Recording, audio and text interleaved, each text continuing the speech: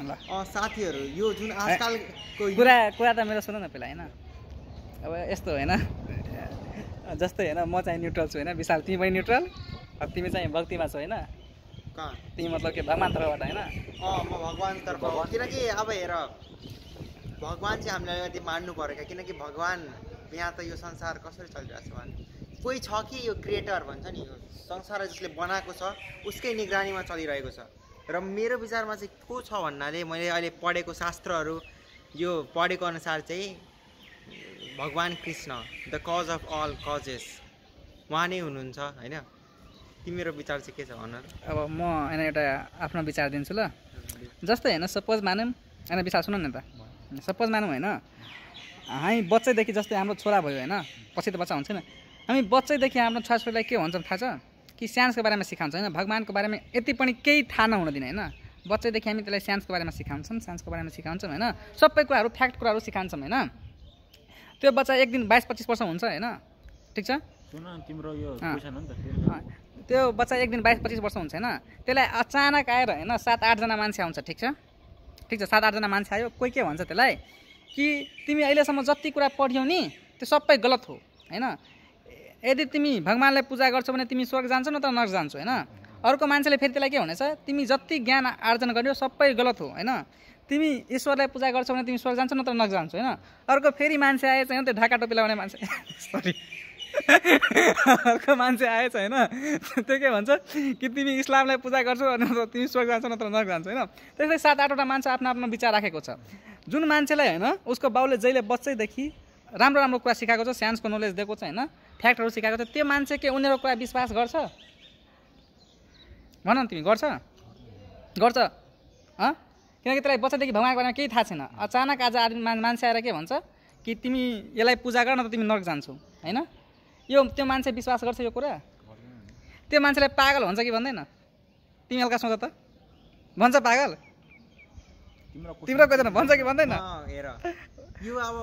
Live तपाईको हैन तपाईलाई अब जेमा विश्वास गर्नु मन छ त्यो गर्नुस् कसैको कुरा सुन्नुस् सबैको र गर्नुस् आफ्नो जे मनले यो भन्छ नि मनले भित्री दिलले गर्नुस् हैन क्वेशन प्रश्न त्यो थिएन प्रश्न यो थियो कि जस्तै कुनै बच्चालाई हैन तिमी यो भगवान समाजको केहीको बारेमा नलेज दिएनौ हैन उसलाई खाली फ्याक्ट कुरा सिकायो फ्याक्टहरुको बारेमा सिकायो हैन यो कुरा यसरी चलिरहेछ यो यसरी बनेको छ तिमी सिकायो अनि अचानक कोही मान्छे आएर भन्छ तिमी यो भगवानको पूजा गर न त तिमी मरेपछि नर्क जान्छौ त्यो मान्छे त्यो कुरा विश्वास गर्छ कि गर्दैन नि त्यो अब कोही बाबा आएर त्यसलाई भन्छ कि तिमी यो भगवानको पूजा गरौ त्यसलाई त्यो मान्छेले पागल भन्छ कि भन्दैन भन्छ नि यसको अलि मानसिक सन्तुलन अलि बिग्रिएको छ हैन त्यही भएर यस्तो कुरा जस्तै हैन एउटा कुरा म अस्ति हैन नेटमा हेरेँ के मलाई एकदम इन्ट्रेस्टिङ लाग्यो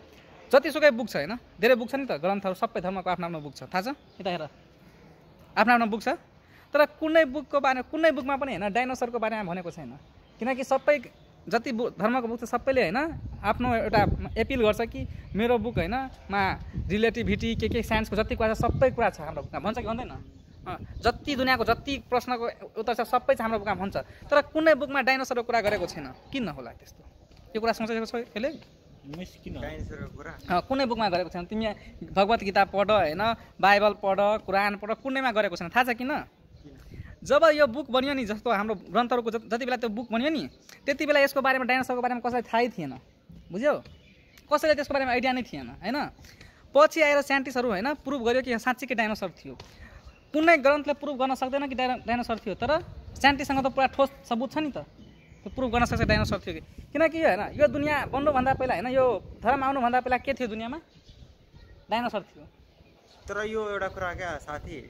यो मान्छेहरुले भन्छन् कि धर्म पोलिटिक्सको कुरा चाहिँ नगरौँ किनकि जति यहाँ यो वादविवाद भइराख्छ के हैन यस्तो के गर्ने हो भने एउटा राम्रो ठाउँमा बसेर हैन राम्रो ठाउँ यस्तो के गर्नुपर्छ तर अहिले यस्तो के वातावरण छैन वादविवाद हामी यसको कुरामा जति धेरै इन्भल्भ हुन्छ नि त्यति थोरै मतलब हामीलाई फिल हुन्छ त्यति हामी थोरै जान्दै छौं के हैन तिमी जति धेरै जान्छौ नि त्यति तिमीलाई महसुस हुन्छ कि यति थोरै मसँग नलेज छ हैन जस्तै अब हैन तिमी चाहिँ हैन जहिले भगवानको बारेमा सपोर्ट गर्छौ हैन तर यस्तो हो के धर्म आउनु भन्दा पहिला यो दुनियाँमा डाइनोसर आएको छ कि छैन तर अगाडि भगवान आएको छ हैन एकछिन भगवानले एउटा लोजिकको लागि क्वेशन हैन एउटा भगवानले के गरेछ दुनियाँमा सृष्टि बनाएको छ पुरा ब्रह्माण्ड बनाएको छ एक्सेप्ट गर्छौ ठीक छ तर त्यो बनाउनु भन्दा पहिला भगवान कहाँ थियो त्यो बनाउनु भन्दा भगवान त पुरै यो इटर्नल छ। तिमी भागवत गीता पढेको छैन? हैन सुन न, पढेको छैन म छैन भने अनि पढेर आऊ अनि मात्र त्यो वाद विवाद गरेर होइन ती पढेर पनि हारिरहेको छु अहिले, म नपढेर पनि जितिरहेको छु होइन। म आफ्नो पोइन्टहरु यस्तो पोइन्टहरु हेर तिमी भन न आफ्नो पोइन्ट राख न, म लजिकली सुन्छु त। म यस्तो म चाहिँ होइन बिना लजिकली डिबेट गर्दिनँ नि तिमीसँग, म लजिकली कुरा गर्छु नि त। तिमी भन न के भन्न चाहन्छौ? जुन छ नि तिमीलाई कसरी सम्झाऊँ यो सम्झाउन तपाईँ तिमीले एकचोटि होइन यस्तो होइन पढेर यस्तो कुरा एउटा प्रश्न। अब कुनै टिचर होस्, म्याथ टिचर होइन, अब त्यो टिचरले के भन्छ, मलाई यो किताब पढेको छु मलाई आउँछ, तिमी पढ त्यसपछि म तिमीलाई सम्झाउन सक्छु। त्यस्तो त सरले भन्दैन नि त। तिमीलाई कुनै कुरा आउँछ तिमी सम्झाउन सकेन भने तिमी गुड टिचर होइन के, बुझ्यौ कुरा? अब जस्तै होइन तिमीलाई अरू पनि धेरै इक्जाम्पल दिन सक्छु। जस्तै अब होइन अब एकछिन यो गर